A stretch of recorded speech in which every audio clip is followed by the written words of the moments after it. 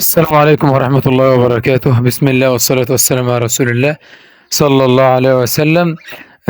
أحبابي وإخواني المشتركين في القناة والمتابعين، واللي أول مرة يشوفنا، بفكرك للمرة التانية ما تنساش الاشتراك في القناة وتفعيل زر الجرس لكي يصلكم كل جديد.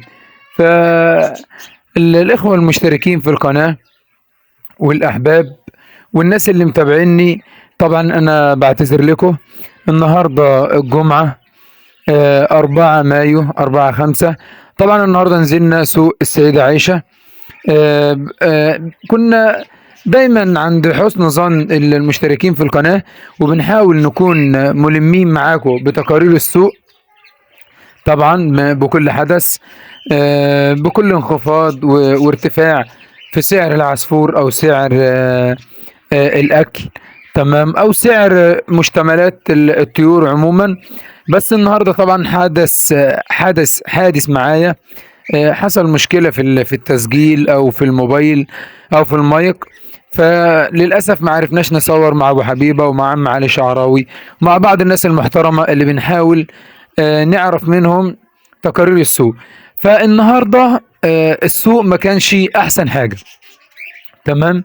النهارده السوق ما كانش افضل حاجه، وانا مقرب المايك مني عشان حاسس ان في مشكله بسيطه في المايك لحد ما احلها ان شاء الله. فالنهارده السوق ما كانش افضل حاجه. النهارده كان في تحس ان في وقوع من التجار او من بعض التجار للسوق. فالنهارده كنت تقف على التاجر، تمام، بالعصفور، في اللي خبط تخبيط بعيد في الاسعار. يعني مثلا اللاتين النهارده، تمام، الكوكتيل اللاتيني النهارده الشغال طبعا كان مسك 1200 و1300. النهارده كنت بتلاقي فيه تجار يقول لك 800 و850 سعر الشبابيات.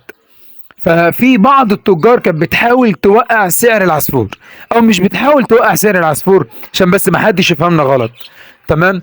طبعا الاكل نزل شويه، يعني الفرارس كان من 85 ل 82 للنهارده ب 70، تمام. ففي نزول في الاسعار، في اسعار الاكل، فاكيد هيبقى في نزول في اسعار العصفور، عشان بس ما حدش يقول ده انت بتتهم التجار انها بتبوظ السوق او بتضرب السوق او الكلام ده كله. لا، انا مستحيل اتكلم في حق حد، بس ببين بعض اللي حصل النهارده او بعض الامور اللي احنا شفناها ما كانتش بترضي بعض الهواة، تمام. فالنهارده لما تقف على تاجر بسلكه مثلا فيها 3 4 اسوس، كوكتيل لاتيني شغال، وهو من بعيد مثلا كده يشوفوا ان هو البينو، فرنساوي البينو، ويندع عليك عشان بحكم ان هو شاف ان هو فرنساوي او شاف ان هو البينو الكلام ده كله، ويجي يبص في السلاكه مثلا كده زي العصفور ده كده، يبص يقول لك لا ده لاتيني، معذره انا مش عايزه. يعني بيحبط الهاوي، يعني انت بتحبط الهاوي، فبلاش الاسلوب ده، معذره. فبلاش الاسلوب ده مع الهاوي. انت بتخلي الهاوي ما يقدرش ان هو يكمل في التربيه. انت بتحبط الهاوي، وزي اللي بتقول للهاوي انت مش هتقدر تكمل. لا، فبلاش الاسلوب ده مع الهاوي، لان الهاوي زيك. الهاوي ده ممكن يستلف فلوس عشان يجيب اكل العصفور، فانت بالراحه على الهاوي شويه. يعني بعض التجار بنقول لهم بالراحه على الهاوي شويه، تمام. فان شاء الله عز وجل الجاي افضل زي ما بنقول دايما. ولو حصل انخفاض، تمام،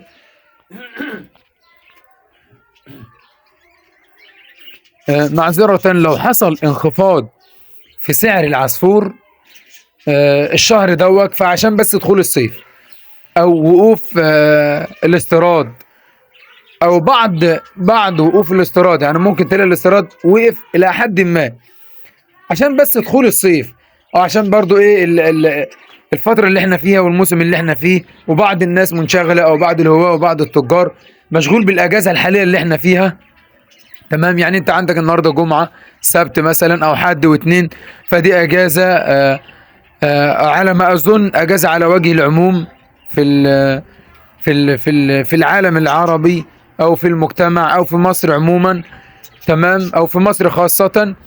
ممكن تلاقي النهارده او اغلب الناس مأجزة جمعة وسبت وحد واثنين. فبعض الناس يقول لك طب ما هو مأجز هيعرف ينزل السوق. لا، هو في ناس مأجزة وعندها عصفور ومش قادرة تنزل السوق، تمام، وفي ناس مأجزة ونزلت السوق، والناس اللي نازلة معهاش فلوس. انت حاليا دلوقتي الموسم ده او دخول الصيف نفسه احيانا بيقلق الهاوي او بيقلق المربي من ناحية. يعني في بعض الناس مثلا بيشتكي مثلا من ان العصفور بيريح في الصيف او ان العصفور ما بيشتغلش في الصيف. انا ممكن اقول لك احيانا، يعني النقطة دي بتحصل احيانا مش باستمرار. يعني ممكن يكون عندك قص مثلا شغال، مثلا قص زي ده مثلا بفضل الله، يعني ممكن يكون شغال طول الشتاء شغال معاك تمام. يعني القص ممكن يكون شغال معاك طول الشتاء تمام، لان الشتاء ده بيبقى العصفور عاوز يتدفى، عاوز تدفق، فبيدخل العش كده كده بيبقى سخن عليه، العش مقفول فبيقدر يتدفى، تمام، بالعش. اما في دخول الصيف العصفور بعض العصفور او احيانا بيحصل بعض العصفور بيبقى مش عارف يدخل العش ده مع الصيف او مع الحر بيبقى مش قادر يدخل العش، تمام. فانت لازم تهيئ للعصفور العش. طب هيئ له العش، اعمل له ايه؟ من افضل الرش اللي ممكن ترشه للعصفور تمام، الخل التفاح. يعني من افضل الاشياء اللي ممكن ترطب الجو حتى على العصفور شويه، تدي العصفور انتعاش، الخل التفاح. فزي طبعا ما اخونا وحبيبنا ابو حبيبه قال لنا ان لما تيجي تحمي العصفور او الطائر بتاعك ما تحمهوش رش انت ممكن تديله ميه او رش في منطقه هو مش عايزها. فايه الافضل؟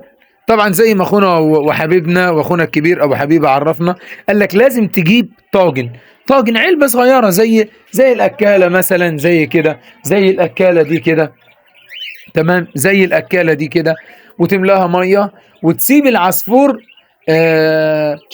يستحمى بنفسه، يستحمى بدماغه. انت العصفور لما بيستحمى بدماغه ويستحمى زي ما هو عاوز بيبقى عارف هو عايز ميه فين. فانت لازم في الصيف تهيئ العصفور للجو ان يشتغل، هيشتغل مش هيشتغل غصب عنه، ده رزق، ده في الاول وفي الاخر ده رزق طبعا، ده رزق، وكلنا عندنا اعتقاد بكده ان ده رزق. فمفيش حد بيجبر العصفور او بيجبر حد على رزقه ان هو يرزقه، ده رزقك على الله عز وجل، تمام.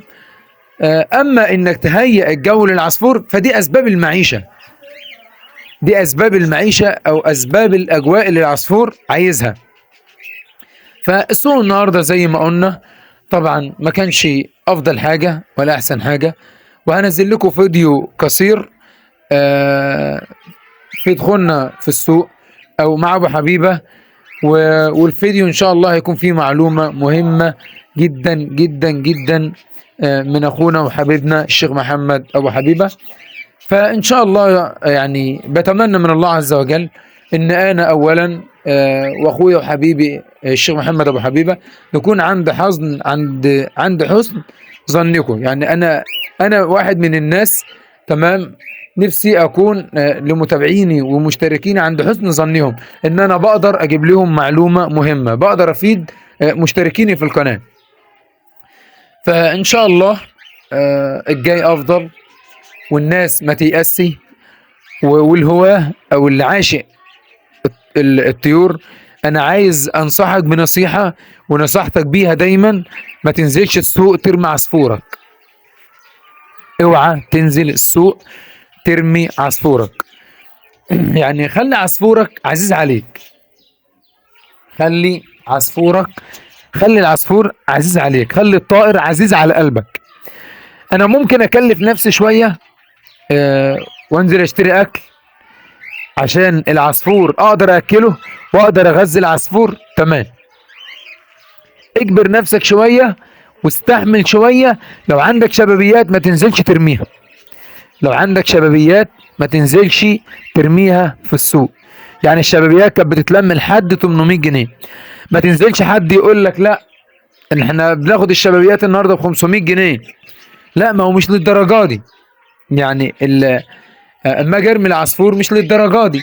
طب العصفور كان بيتلم ب 800 جنيه، يعني الشبابيات الكوكتيل الشباب اللاتيني كان بيتلم ب 800 جنيه. هنقول الجو ريح يبقى ب 750، هنقول ب 700، لكن ما نزلش ال 500 جنيه.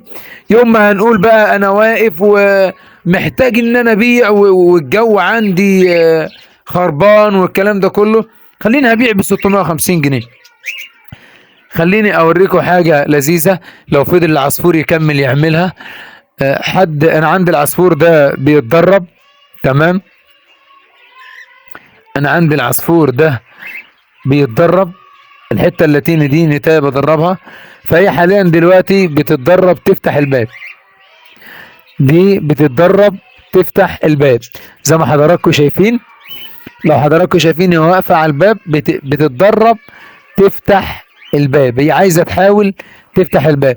فانت لو عندك عصفور بالشكل ده لازم تحط له سوسته، لان هيفتح الباب وهيطلع، وزمايله او لو النتاية اللي بتفتح الباب هتفتح الباب وهتطلع الذكر، هتطلع ذكرها من القفص وهي هتطلع هي رخر. فانت بالشكل ده لو عندك عصفور بتدربه لازم تحط له سوسته على الباب عشان ما يحاولش النتاية لو هي اللي بتتدرب ما تحاولش هروبها وهروب الذكر، ولو الذكر اللي هو بيتدرب ما يحاولش هروبه وهروب النتاية. تمام، وهحاول امسك لكم برضو النتاية دي دلوقتي واوريها لكم معايا ان شاء الله. نرجع تاني مع حبايبنا المشتركين في القناة، واللي اول مرة يشوفنا وحابب قناة رضا السني، او شايف ان قناة رضا السني بتفيده بمعلومة، انا بشكرك وبذكرك ما تنساش الدعم للقناة. يعني انا بذكر الناس المشتركين معايا في القناة والناس اللي متابعيني، ما تنساش الدعم للقناة، يعني ما تنساش اللايك والشير للفيديو. ولو في عندي خطأ يا ريت الناس المتابعيني والناس المشتركين في القناة تفيدني بمعلومة او تقول لي عدل المعلومة ديك او اتكلم في النقطة ديك، او انت عندك خطأ في النقطة دي او في المعلومة ديك، انا هقدر ان انا اصحح منها او اصحح من نفسي. الشاهد ان انا دايما بعتز بالمتابعين او بالمشتركين معايا في القناة. وانا معذرة طبعا على حسن صوتي او حسن الاداء، لان انا مجهد الاسبوع اللي فات كله انا مجهد، وكنت في حالة برد او حالة تعب بسيط الحمد لله، حتى ما قدرتش انزل الجمعة اللي فاتت اصور مع ابو حبيبة ومع عم علي شعراوي، او ما قدرناش ننزل بوجه العموم نجيب تقارير السوق لحبايبنا والمتابعيننا والمشتركين في القناة. ولو اول مرة تشوفنا، ايوه حضرتك، لو اول مرة تشوفني ما تنساش الاشتراك في القناة، وان شاء الله هكون عند حسن ظنك ان شاء الله. تمام، فان شاء الله نحاول نستحمل شويه الفتره اللي جايه. طبعا طبعا الجو زي ما قلنا هيبقى حر شويه الصيف دوت او الحراره ديت هتاثر علينا احنا اولا قبل الطائر، وبتخلينا مجهدين او مش قادرين ننزل السوق او مش قادرين نخدم الطائر زي الشتاء. لا، انا بقول لك اجهد نفسك شويه مع الطائر. انا بقول لك حاول ما تهملش في الطائر، اكل الطائر كويس، يعني ما تهملش في الطائر. وفي معلومة يعني يمكن بعض الحبايب على بعض القنوات ذكرها، وانا حابب اذكرها في قناتي او في قناة رضا السني، تمام، عشان اوصلها للمشتركين في القناة ولمتابعيني واللي هيتابعوني من جديد ان شاء الله. يعني بعض الحاجات، يعني في الشتاء بعض الناس بتشتكي يقول لك انا عندي الطائر مثلا، تمام، عارف انت الطفل لما يكون عنده سخونيه او الواحد لما يكون عنده سخونيه تلاقي معذره عينيه دايما تدمع كده، ده من ايه؟ ده من الاجهاض اللي هو فيه، او من الاجهاد الحراري اللي في داخله في جسمه، فبيضطر يعمل ايه؟ عينيه تدمع. تمام، الانف يبقى فيها رشح، ده مش برد. يعني بعض الناس يظن في الصيف يقول لك طب انا عندي العصفور عينيه بتدمع في الصيف، او عنده رشح من الانف مثلا، او بيعطس مثلا، تمام. فبعض الناس بيظن ان ده برد. لا، ده مش برد، ده مش برد. ده لو حصل في الصيف فالدموع دي مش برد. الرشح اللي بيحصل معاه من الانف ده مش برد. السخونيه مثلا لما بتيجي للواحد مننا او للطفل بتعمل ايه؟ بتجهده، بتجهد الجهاز التنفسي، بتجهد الجسد كله. لا قدر الله ممكن تعمل له حمى، اعزك الله. فالعصفور كذلك، الدموع اللي بتنزل من عينيه ديك او الرشح اللي بيحصل ده بيبقى التهاب رئوي، ده بيبقى الجهاز التنفسي، تمام. فده ايه حله؟ فانت ما تعالجش الرشح مثلا، ما تعالجش الرشح. ما تفكرش ان انت تعالج الدموع اللي بتنزل من عينيه. بعض الناس هتقول لي انت مركز قوي مع العصفور ده العصفور ده انا بدربه فمركز معاه جدا، لان هو بيحاول يفتح ويطلع بره القفص. زي ما انا بعلمه، انا بفتح له الباب، انده له يطلع على ايديا اطلعه، فهو بيحاول يفتح ويطلع لوحده، فانا مركز معاه. لا يضحك عليا يعني بالعربي. فان شاء الله عز وجل موضوع الالتهاب الرئوي زي ما قلنا، او اجهاد الجهاز التنفسي، تمام. ده بيحتاج زي ما قلنا مضاد حراري. ده الالتهاب التنفسي او الالتهاب بتاع الجهاز التنفسي، او دمع العين في الصيف، او الرشح زي ما قلنا، تمام. ده بيحتاج مضاد حراري. طب ايه هو المضاد الحراري؟ ده زي ما انا يعني زي ما انا ذكرت في اول الفيديو، نصيحة اخونا وحبيبنا ابو حبيبة، تمام. هما نوعين من العلاج زي ما ذكر الاخ ابو حبيبة، ربنا يجزيه عنا خير. النوعين دول استخدمهم زي ما هو بيسميهم عصير البرتقال. يعني النوعين دول نوعين بشري بس جمال للغاية. ده بيقلل من الاجهاد الحراري بتاع الطائر. ده بيخلي العصفور بدل ما واقف ينهج، لا بيخلي العصفور واقف بارتياحية، بيخلي العصفور يقدر ياكل ويأكل زغلوله، بيخلي العصفور يقدر يقاوم مع الجو. ايه هو؟ دول نوعين بشري زي ما ذكرت في اول الفيديو، بنصيحة الاخ الغالي ابو حبيبة، ربنا يجزيه عنا خير يا ربي. والراجل ما بيتأخرش عن اي حد في اي نصيحة. فالنوعين دول استخدمهم في الصيف خاصة. النوعين دول هيساعدوك جدا جدا، تمام. النوعين دول هيساعدوك في الصيف عشان الاجهاد الحراري اللي كلنا بنشتكي منه. العصفور واقف بينهج، العصفور مش قادر يقاوم. ولو عندك العصفور في اوضه، حاول تهيئ الجو.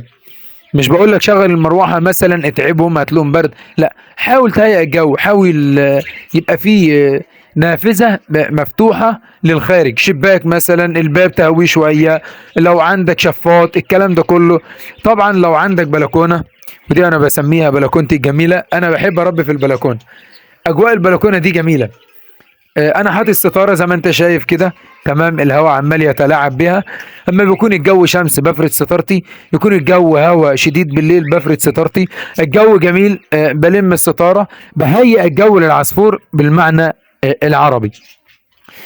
طب النهارده كان في حاجه حصلت كده في السوق، تمام. في اخت كانت نازله وبتسال ابو حبيبه، معاها جوز استرالي. الجوز ده يا جماعه يعني طوله ممتاز، تمام. عشان بس الناس تفرق ما بين الانصاص وما بين الانجليزه، تمام، في الاستراليات يعني. فنازله بجوز استرالي حجمه ممتاز. الحجم لا مؤاخذه كده، تمام. يعني تحس ان عصفور انجليزي. مش هقول بقى انصاص عشان الانصاص حد كلكم عارفين ان الانصاص حاجه كده بسم الله ما شاء الله. التكشيره بيبقى واقف مكشر كده ليه هيبه كده في وشه كده بتكشيرته كده. طبعا انتوا غنيين عن التعريف. تعريف الانصاص دي حاجه انتوا ملمين بيها. ولو قدرت ان انا احط لكم ان شاء الله على الفيديو كما هو ممكن يكون موضح على الفيديو. لو عرفت ان انا ان شاء الله هحط لكم صوره للانصاص او للانجليزه احطها لكم للتفريق ما بين الانجليزي او الانصاص. او العصفور الاسترالي المخدوم. هي دي النقطه اللي كنا بنتكلم فيها النهارده. الاخت او الاخ اللي كان جايب القص، جايب قص، تمام، جايب قص استرالي على ما اعتقد، كان قص لاتيني حاجه زي كده، قص بندد، الشاهد، او قص ازرق. الشاهد ان القص كان اصلا ملحم او مليس زي ما بنسميها، معذره. القص اصلا مليس، او مش مليس، القص مخدوم في الاكل جامد، فهو حجمه كويس. فهو الاخ نازل عاوز يبيعه على اساس ان هو انصاص، تمام. فاحنا لازم نفرق ما بين الانصاص وما بين الانجليزه وما بين العصفور المخدوم او العصفور الملحم. طب بعض الناس بيشتكي ان هو مثلا العصفور بيلحم منه. طب ده ايه حله يا رضا؟ تمام، ايه حل العصفور الملحم خاصه لو استرالي؟ تمام. العصفور الاسترالي لما بيلحم، يعني ممكن تديله دنيبه مثلا 3 4 ايام دنيبه بس. يعني لو عندك عصفور استرالي ملحم لازم تديله دنيبه. طب بعض الناس اللي معذره مش فاهمه يعني ايه ملحم، تمام. احنا ممكن نجيب عصفور مثلا نوضحه في الصوره، تمام. ممكن نجيب عصفور نبين بيه التوضيح في الصوره. ده عصفور فالو، بسم الله ما شاء الله، كما هو موضح قدامكم في الكاميرا، تمام. الجسم من هنا بيكون يعني مليان شوية، ده جسم العصفور، تمام. جسم العصفور من هنا كده، من البطن لو قلبت العصفور من هنا كده، تمام، ما بين رجوله بتلاقيه ملحم، يعني مليان شوية، تمام. ما تلاقيش عضمية القفص الصدري ده ما بتلاقيهاش ظاهرة سنة، لا، انت بتلاقي الاكل مغطيها، او مش الاكل مغطيها، لحم العصفور نفسه، لحم العصفور نفسه مغطي النقطة دي. فان شاء الله اجيب لكم برضو عصفور انجليزي او عصفور انصاص، ونقدر نوضح فيه اكتر من كده ان شاء الله عز وجل. انا بقى دلوقتي عايز اوريكم الحتة الجميلة ديت. وفي بعض العلاج قبل ما نجيب بس الاخت اللي بتحب تلعب دي ان شاء الله. برضو من ضمن علاج العصفور الاسترالي الملحم، زي ما قلنا مثلا واحد الدنيبه. بعض الناس بتنصح بالسلق مثلا. السلق طبعا في بعض الناس عارفه السلق. السلق ده زرع بيزرع وبنستخدمه في البيوت، في ناس بتستخدمه في الطبخ، في ناس بتستخدمه في بعض المأكولات. فالسلق برضو من المأكولات اللي بتنزل التشحيم، اللي هو مثلا زي ما انا وضحت لحضراتكم، بيبقى في القفص الصدري هنا كده، تمام. بتلاقي العصفور ملحم، العصفور مليان لحم من هنا كده، تمام. فبرضو من ضمن العلاج السلق، من ضمن العلاج. ويا ريت تحط منه لكل العصافير عندك مش الاسترالي بس، تمام. الخل التفاح، الخل التفاح ده شيء مهم جدا جدا جدا. بيظبط العصفور، بيظبط له اجواء الجسم. من الحاجات برضو اللي بتقلل الاجهاد الحراري او الحر اللي هو بيحس بيه، تمام. فالخل التفاح ليه برضو مميزات جميلة جدا، ولو حطيته برضو في طبق او في مساءة والعصفور يعمل عملية استحمام منه، فده شيء ممتاز للغاية، ده شيء ممتاز للغاية. الخل التفاح شيء جميل جدا جدا جدا. فزي ما قلنا ان السوق النهارده كان فيه ركود، الناس ما تيأسي، تمام. ان شاء الله الجاي هيكون افضل. لازم تحافظ على عصفورك وتتمسك بيه. يعني العصفور انت بتخدمه، يعني احنا احيانا بننزل السوق بعصفور بيكون واكل بحقه بيض مسلوق اهو، على وجه المثال مثلا، واحنا تمام الشيء ما كانش مرتب يعني. انا على ما اعتقد انا حاطط ده اهو، والله بيض مسلوق. فبنقول للتجار بعد اذنكم، بعد اذنكم بلاش تضغطوا على الهواة اللي زي حالتنا او اللي عاشقين الطيور. فالطيور دي واكله بحقها بيض مسلوق اهو، والله عشان نبينه برضو في الكاميرا اكتر اهو، والله بيض مسلوق، تمام. فانت لو كل يوم بتدي القص بيضه مسلوقه، فانت شوف النهارده البيضه بكام؟ البيضه ب5 جنيه.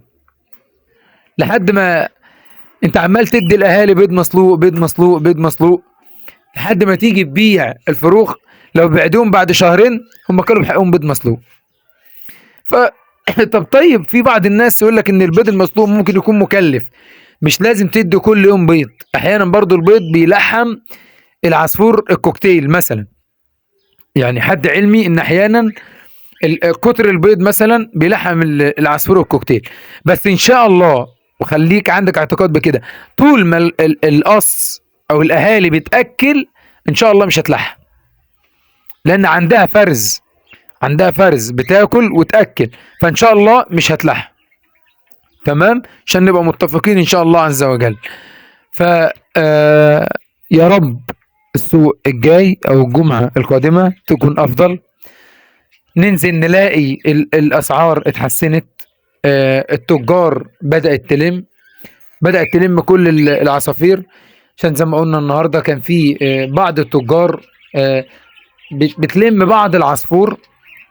ومش هقول تاني كلمة بتحاول توقع السوق، لأن حال السوق معذرة، حال السوق قبل ما يخص أو يهم الهاوي يهم التاجر. فمش مش يعني مش من الأفضل، أو مش محبوب، أو مش من الشيء المستحب ان الهاوي ان التاجر يحاول يوقع السوق. يعني مش شيء محبب او مش شيء جميل ان التاجر يحاول يوقع السوق، مش من مصلحته. لان هو اول واحد ليه مصلحة من السوق التاجر، لان عنده طلبية بتكون مطلوبة منه. تمام، فلازم يلم الطلبية ديك عشان يصدرها. فلو بعض الناس بتظن ان التجار بتوقع السوق، لا، خليك عند حسن، يعني خلي عندك حسن ظن ان شاء الله في التاجر اللي قبالك. حتى لو هو حابب ياخد عصفورك بتلات ارباع التمن، يعني العصفور لو يسوى 1000 جنيه وقال لك 700 جنيه، انت ليك حسن الاختيار. وانت راجل، انت اللي مربي وانت اللي مكلف وانت اللي صارف، انت اللي تقدر تقرر ابيع له ولا ما بيعلوش.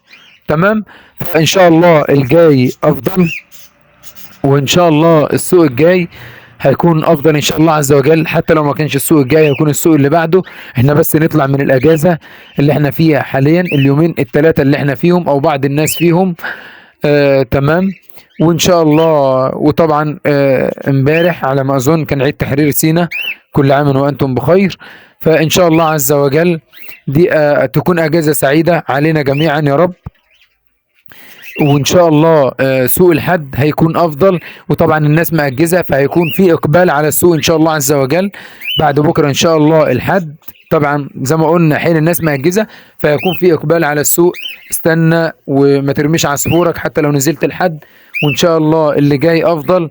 واللي حابب يدلو بمعلومة، انا ان شاء الله بستقبل. لو حد عاوز ينصحني بمعلومة، حد عاوز ينصحني بنصيحة، واللي عاوز يسأل اي سؤال ان شاء الله يتصل عليا. كده كده احنا بنحط الارقام على القناة، وارقام الشيخ محمد ابو حبيبة، وارقام عم علي شعراوي، وارقام بعد الناس المحترمة، وارقام بعد الدكاترة المختصين في العلاج البيطري. اللي عايز يسأل اي سؤال في العصافير او في الاكل او في مستلزمات الطيور بوجه عام، او في علاج الطائر، ان شاء الله نحط لكم الارقام. واللي عايز يسأل سؤال احنا تحت امره. وتعالوا نشوف الاخت لوجي. وسبب التسمية، انا عندي خديجة ربنا يبارك فيها 3 سنين بتعشق الطيور. تمام، فدخلت معايا لما شافتني بلاعبها، بلاعب العصفور او بدربه، فراحت نطقلها كده يا لوجي. فان شاء الله وعلى ما اظن سبب تسميتها للعصفور لوجي، هي بتتفرج على حاجه على الشاشه اسمها لولو او لولي، حاجه زي كده. تمام، فسمت ال الاخت عندي لوجي، سمت العصفور عندي لوجي. والعصفور برضو بيلعب وبيحاول يفتح الباب، فان شاء الله اوريه لكم، او اخليه ان هو يطلع معايا في الفيديو. وان شاء الله لو حد شايف ان هو فيه معلومة يقولها فيه او نصيحة ينصحني بيها في حسن التدريب، يا ريت يعرفني بيها. فاستنوني نجيب الاخت لوجي.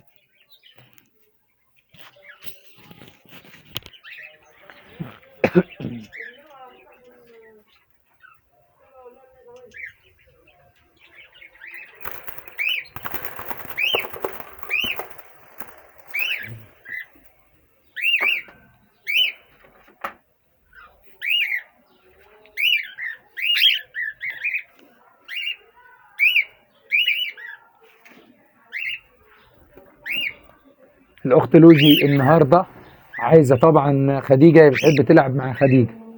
الاخت لوجي بتحب تلعب مع خديجه. تمام. لوجي، يا لوجي، بس بس بس يا لوجي. تمام. هي طبعا حنينه جدا ما بتعدش، بس هي عايزه تطلع على كتفي.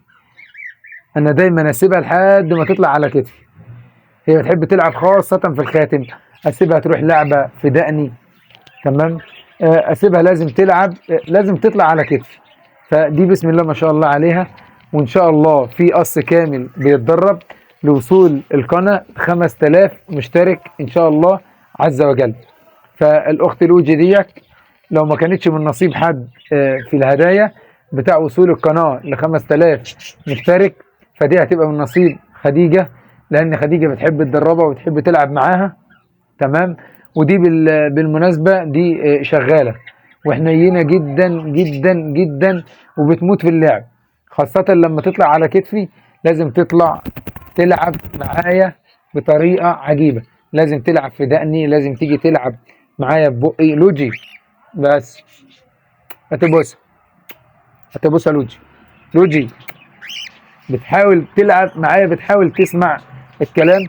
فان شاء الله في قص زي لوجي ده كده بالظبط متدرب لوصول القناه ل 5000. فان شاء الله الناس المحترمه اللي معايا المشتركين معايا في القناه والناس المتابعين معايا في القناه، انا ان شاء الله عز وجل اكون عند حسن ظنكم. وعند وصول القناه ل 5000 مشترك ان شاء الله في سحب لقص كوكتيل لاتيني. تمام. وانا بالمناسبه انا بعشق اللاتيني، يعني انا بالمناسبه بعشق اللاتيني. طبعا هي عايزه الخاتم، بقلعه لها احيانا وتلعب بيه. الخاتم اهو، عشان بس محدش يظن ان مفيش خاتم في ايديا. هي بتحب تلعب في الخاتم. تمام. وبتستنى ان انا اقلعه لها واديه لها تلعب بيه ببقها. بس يا لوجي، لوجي هتبص، بس خلاص. فان شاء الله عز وجل اللي اول مره يشوفنا بذكرك، طبعا انا عارف ان انت ممكن يكون زهقت مني، فانا ما بزهقش منكم. يعني مشتركيني والمتابعين في القناه انا ما بزهقش منكم نهائيا نهائيا. يعني بعض الناس بتفضل تسالني على القناه او على الواتس، او بتخليني ان انا اتواصل معاهم بخصوص الشيخ محمد ابو حبيبه. فاللي بيرن عليا انا ما بتاخرش عليه في اي حاجه وانا تحت امرك. تمام. فان شاء الله عز وجل يا ريت تفعيل القناه، تفعيل زر الجرس، ويا ريت الشير واللايك. تمام. فانا دايما باعلو وارتقي بحبايبي والمتابعين والمشتركين معايا في القناه. ونوصل القناه ل 5000 مشترك ان شاء الله عز وجل. ان شاء الله عز وجل هيكون في سحب على قص زي لوجي كده. وان شاء الله انا والله مش هبخل بالقص على ان شاء الله صاحب النصيب، مش هبخل عليه بيه ان شاء الله. طبعا لوجي دلوقتي بتحاول تلعب هنا عندي في زوري. تمام. ولولا ان انا عمال اتكلم او شاغلها كانت طلعت على كتفي، قعدت تلعب في دقني، بتيجي لحد بقي وتحاول انها تلعب معايا. تمام. فبتحب تلعب في سوسته التيشيرت. فبسم الله ما شاء الله عليها يعني. وان شاء الله القص اللي هيكون عليه السحب ان شاء الله. تمام. تعالى لوجي، ان شاء الله القص اللي هيكون عليه السحب هيكون افضل من لوجي ان شاء الله. ان شاء الله القص اللي هيكون عليه السحب هيكون افضل من لوجي ان شاء الله.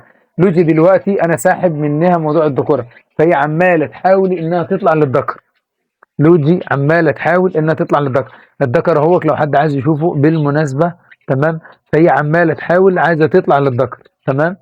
ليه انا عازلها من غير ذكر بقالي فتره؟ طبعا عشان افرغها للتدريب. تمام. وعشان ان انا اقدر يعني بوجه عام ان انا ادربها على كذا حاجه، ادربها انها تقف على كتفي، ادربها انها ما تطيرش، بدخلها معايا الشقه خاصه لو باكل. تمام. فان شاء الله عز وجل طولت عليكم، ويا رب يكون فدتكم النهارده. طبعا زي ما قلنا الجمعه 3/5 ان شاء الله الجمعه القادمه هتكون افضل، واللي قبل الجمعه الحد القادم بعد بكره ان شاء الله هيكون افضل. فان شاء الله اللي حابب ينزل بعصفور مش بنحبطك، مش بنقول لك ما تنزلش السوق ضاع او السوق باظ، لا ان شاء الله هيبقى في لم، وان شاء الله الجاي افضل. ولو ان شاء الله يعني في معلومه، ودي اخر معلومه ان شاء الله، انا عارف ان انا طولت عليك او طولت عليكم، فان شاء الله دي اخر معلومه.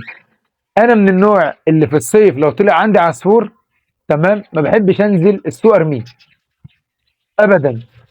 انا ممكن طول الصيف اكل العصفور لحد ما يجي الشتاء عليه، وبدل ما ابيعه النهارده شاب هبيعه في الشتاء شغال، بدل ما ابيعه النهارده ب 700 هبيعه في الشتاء ب 1000 و1200. تمام. وان شاء الله ممكن استفاد منه كمان، يعني ان شاء الله عز وجل انا ممكن استفاد منه. فانت في الصيف لو طلع عندك يعني بفضل الله كام قص تمام، حبشي بقى، ازابيل، لاتيني، استرالي، زبرة، اللي هيقعد عندك ان شاء الله مش هيترمي. يعني انت العصفور لو قعد عندك انت مش هترميه، انت افضل ليك، يعني حاول تهيئ له الجو وتعدي عليك الصيف تمام. وبدل ما تبيعه النهارده شاب كلها شهرين 3 4 شهور هتبيعه شغال، ولو اشتغل عندك هتستفاد منه جدا جدا جدا. هو هيكون تقل عليك في الاكل والكلام ده كله، بس ان شاء الله هيكون افضل. وده حد علمي او دي ده شيء انا بحب اعمله. بحبش ارمي عصفوري في الصيف، بحب اكله واصرف عليه تمام، واخليه للشتاء ان شاء الله. ولو كان اشتغل يبقى انا استفاد بيه افضل من غيري واولى. وبرضه ما تبخلش على غيرك بيه، لو حد حب ياخده النهارده بكره بعد ما اشتغل ان شاء الله ما بنبخلش على حد. وبالمناسبه انا والله صاحب ليا وطبعا هو هيشوف الفيديو، كلمني النهارده فعايز قص، جبت لي قص من السوق. انا طبعا لما ما عرفتش اصور النهارده في السوق فكنت راجع ممكن مقريف شويه الكلام ده كله. بحب اصور مع ابو حبيبه واحب اصور مع عم علي درويش، لان الناس دي من الناس اللي ما بتبخلش على حد بمعلومه ولا باي شيء في تربيه الطيور او في مستلزمات الطيور او في علاج الطيور. الناس دي ما بتبخلش على حد بحاجه. فانا لما رجعت طبعا من غير تصوير كنت مقريف شويه، فالاخ ده كان طالب مني قص، فبالمناسبه قال لي ان شاء الله انا هاجي اخد من عندك قص. الاخ ده انا ما ببخلش عليه بحاجه، وان شاء الله لما تشوف الفيديو البلكونه كلها قدامك وتيجي تنقي وعايز اقول لك لو نقيت لوجي وخدتها مش هبخل عليك بيها، بس انصحك ما تاخدهاش عشان خديجه مش هتطلعك بره البيت. السلام عليكم. بسم الله الرحمن الرحيم، والصلاة والسلام على سيدنا محمد. صلى على حبيب قلبك يطيب مع قناة اخويا وحبيبي رضا السني. النهارده طبعا درجة الحرارة رفعت شوية ماشي. حافظ على طيرك، الاجهاد الحراري ما تخليش العصفور بتاعك يتعرض للشمس عشان ما يتعبش منك.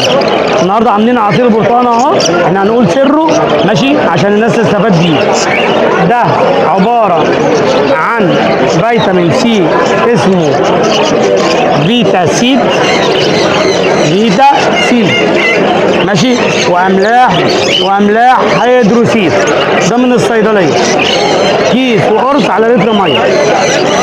ده يمنع الاجهاد الحراري ان شاء الله، ويبقى موجود ان شاء الله.